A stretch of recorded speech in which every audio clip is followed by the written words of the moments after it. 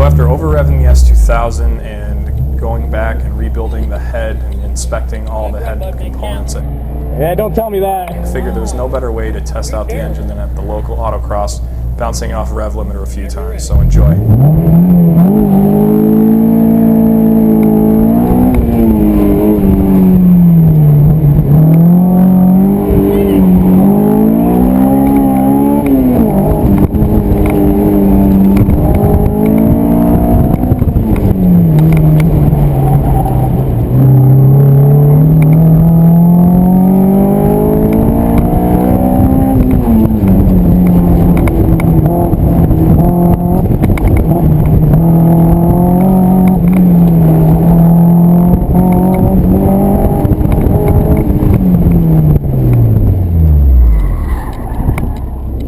Well, that's about as good as I can do. Let's see what it was.